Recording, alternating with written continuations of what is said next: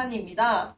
오늘은 지난 시간에 이어 캐나다에서 특별히 방문해주신 남중철 법무사님 모셨습니다. 법무사님 안녕하세요. 네, 안녕하세요. 반갑습니다. 이렇게 저희 이민가를 다시 찾아주셔서 대단히 감사드립니다. 네, 다시 불러주셔서 너무 감사합니다. 네. 네, 오늘은 캐나다 이민에 대해서 설명해 주신다고 들었는데 설명 부탁드릴게요. 네, 많은 분들이 캐나다로 이민을 좀 관심을 가지고 계신데, 캐나다는 여러 가지 이민할 수 있는 방법이 있어요. 그 중에서 오늘은 좀 많은 분들이 관심을 가지고 계신 캐나다 유학 후 이민에 대해서 소개를 좀 해드리려고 찾아뵈었습니다. 네. 네, 캐나다 유학 후 이민에 대해서 생소하신 분들도 되게 많으실 텐데 네. 전반적인 설명 부탁드릴게요. 네, 캐나다 이민 정책이 굉장히 많이 바뀌고 있고, 하지만 익스프레스 엔트리라는 제도가 도입되면서 캐나다가 정확히 어떤 이민자를 요구하는지에 대한 내용은 저희들이 쉽게 파악을 할 수 있습니다.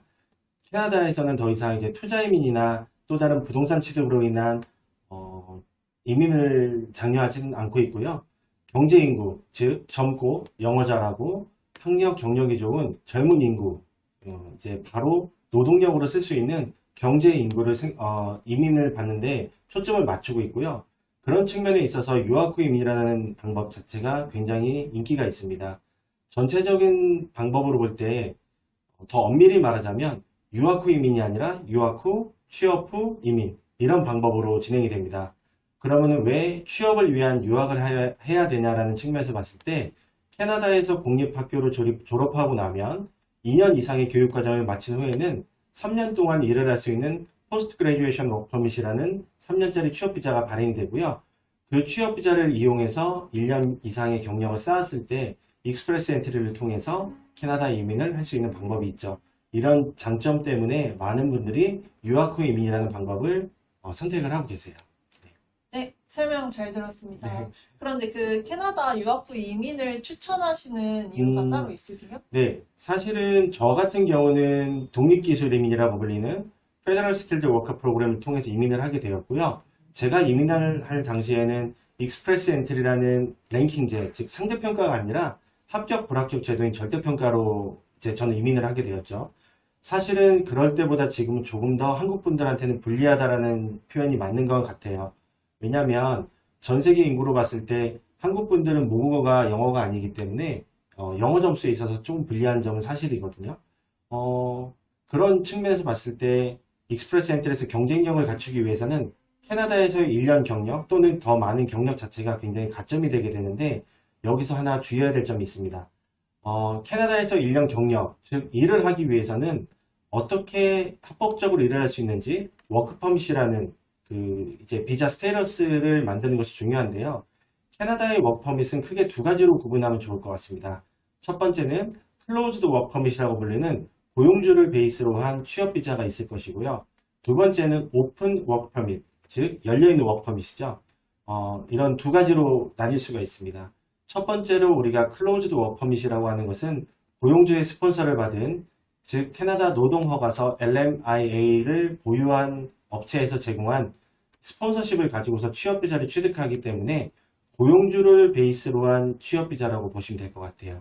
즉 내가 고용주와 일을 하다가 그 고용주가 마음에 안 들어 그만두겠다라고 하시면은 여러분의 비자는 그날부로 무효가 됩니다. 그렇기 때문에 그게 클로즈 워크퍼밋의 가장 큰 단점이고요. 그럼 두 번째 오픈 워크퍼밋 같은 경우는 총 세 가지 방법이 있다고 보시면 될 것 같아요. 첫 번째는 만 30세 미만의 청년들이 신청할 수 있는 워킹 홀리데이, 두 번째는 2년제 대학을 졸업하고 나서 받을 수 있는 포스트 그레듀에이션 워크 퍼밋, 세 번째는 캐나다의 학생 또는 취업 비자를 가지신 분들의 배우자가 가질 수 있는 스파우저 워크 퍼밋, 이렇게 세 가지로 볼 수가 있는데, 오픈 워크 퍼밋 같은 경우는 내가 언제든지 고용주나 내 취업이나 유무를 내 마음대로 할 수 있기 때문에 조금 더 자유로운 비자라고 볼 수 있을 것 같아요. 그렇기 때문에 그런 오픈 워크퍼밋의 취득을 위한 캐나다의 유학, 그리고 3년의 워크퍼밋 취득, 또 그 워크퍼밋을 이용한 영주권으로의 연결, 이렇게 보시는 게 가장 정확한 방법이고 가장 실패하지 않는 방법이라고 저는 믿고 있고요. 또 하나 영주권을 취득하고 난 후에도 어차피 취업을 하시던 아니면 또한 자영업을 하시던 간에 본인의 커리어를 살리셔야 되기 때문에 캐나다 현지 교육은 저는 필요하다고 보거든요. 그런 측면에서 내 삶을 미리 준비하는 측면에서 유학은 어떻게 보면은 필수적이라고 저는 그렇게 좀 생각을 하고 있습니다. 네. 네, 그렇군요. 캐나다 이민하면은 많이 입에 오르는 것이 익스프레스 엔트리더라고요. 네. 네. 설명 부탁드릴게요. 네네. 익스프레스 엔트리 제도는, 간단하게 상대평가로 여러분을 선발한다고 보면 될 것 같습니다. 예를 들어서, 올해 10,000명의 이민자를 캐나다에서 받겠다라고 할 경우에, 페더럴 프로그램, 즉, 익스프레스 엔트리를 통해서 일정 부분을 연방에서 초청장을 보내 선발을 하게 되는데요. 이 본인의 점수를 판가름할 수 있는 이제 요소, 그러니까 팩터로서는 첫 번째 나이, 두 번째 경력, 세 번째 학력, 네 번째 영어 점수, 다섯 번째 캐나다 현지 적응력이라고 보면 될 것 같습니다. 캐나다 현지 적응력에는 캐나다에서의 유학 경력이라든가 캐나다에서의 근무 경력이 하나의 장점이 될 수가 있고요. 그런 측면에서 토탈 1200점 만점에 내가 몇 점을 받느냐에 따라 매번 라운드마다 뽑히는 인비테이션의 그 커트라인 점수가 나오게 됩니다. 현재 코로나로 인해서 일단 캐나다 안에 있는 분들을 먼저 대상으로 해서 가장 최우선 선발을 하고 있는 상황이고요. 올해 이례적으로 75점이라는 점수를 가지고 선발을 했습니다. 그래서 사실은 과거 10년 동안 많이 적체되어 있던 그런 신청서들이 올해 많이 해소가 된 상태고요. 제가 안정적으로 권장해드리는 커트라인 점수는 약 440점에서 50점 사이 정도는 되어야 익스프레스 엔트리를 통해서 선발이 될 가능성이 좀 있다라고 조심스럽게 좀 예측을 드리고 싶어요. 네. 네. 깔끔한 설명. 네. 다음으로 유학 후 이민을 할 때 네. 고려해야 할 사항들이 무엇일까요? 너무 많은 것들이 있죠. 예를 들어서 우리가 서울에서 살고 있는데 제주도로 이사를 간다고만 생각해도 고려해야 될 게 너무 많죠. 거기에 집 가격이라든가 아이들 학교라든가 너무 많은 것들이 있을 거예요. 마찬가지입니다. 여러 가지 고려하셔야 되는데요. 저는 크게 두 가지로 좀 좁혀드리고 싶어요.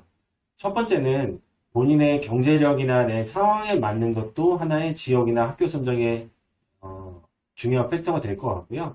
두 번째는 내가 정말 하고 싶은 공부가 무엇인지, 또한 내가 하고 싶은 공부를 이용해서 영주권을 취득했을 때 그 다음에 내 삶에 어떻게 이어갈 수 있는지 이 두 가지를 꼭 고려를 해야 된다고 저는 말씀을 드리고 싶고요.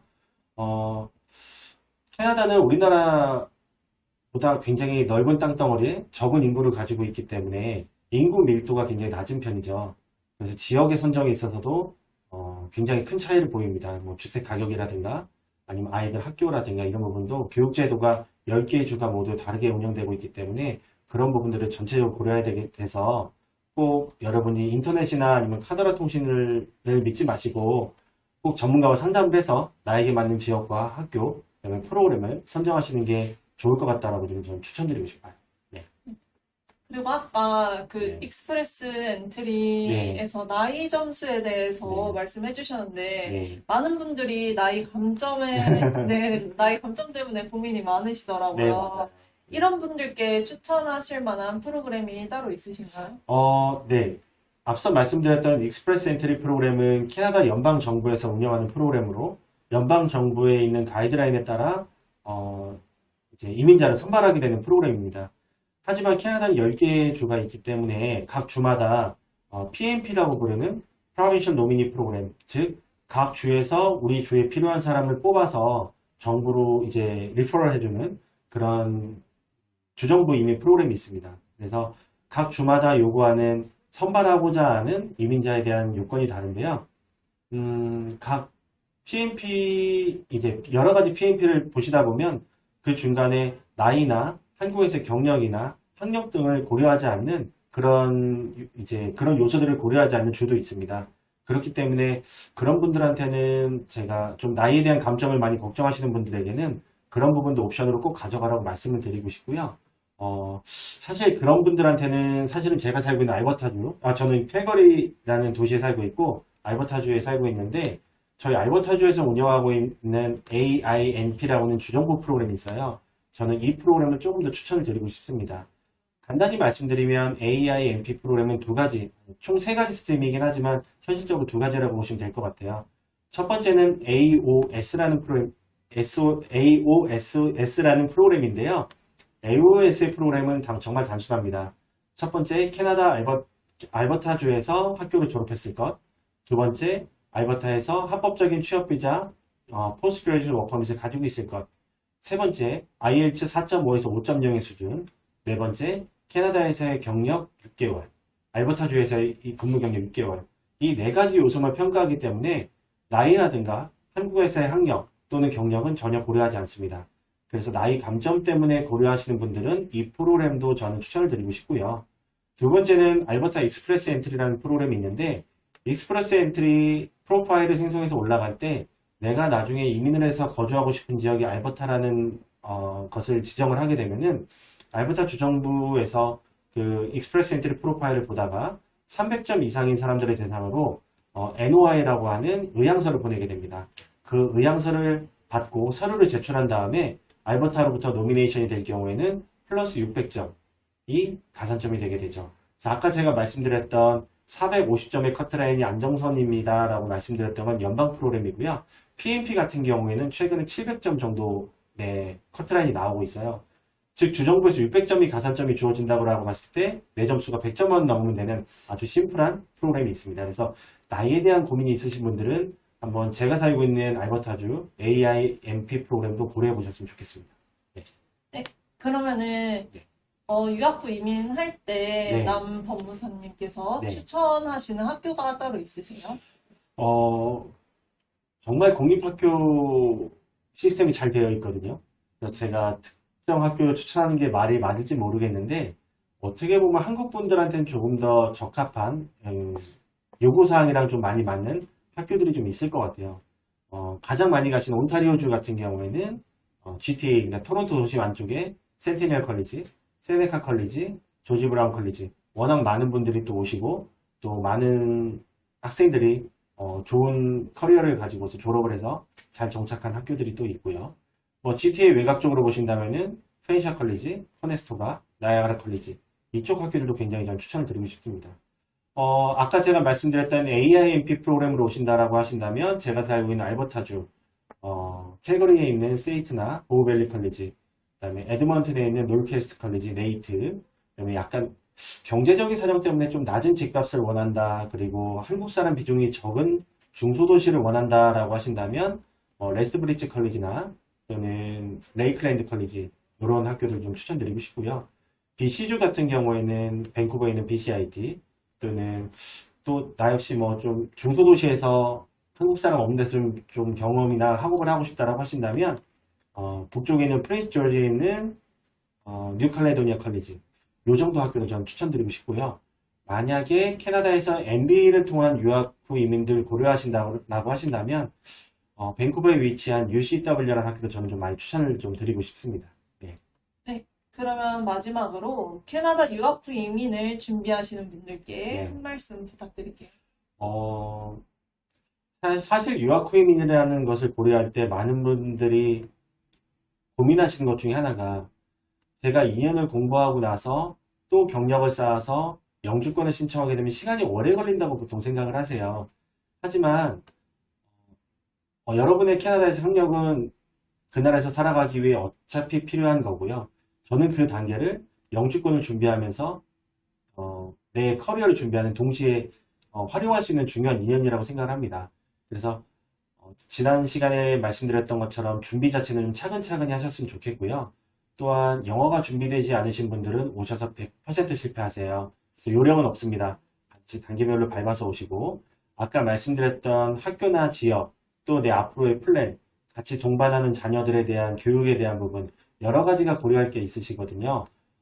그래서 유학 후 이민을 고려하실 때는 반드시 내 주변 사람들 이야기보다는 꼭 전문가와 함께 상의하시고 충분히 고려하셔서 결정하셨으면 좋겠습니다. 네, 감사합니다. 네. 네, 아쉽지만 시간 관계상 오늘은 여기까지 설명 듣겠습니다. 남법무사님 네. 귀에 쏙쏙 들어오는 설명 감사드립니다. 감사합니다. 네. 네, 감사합니다. 네.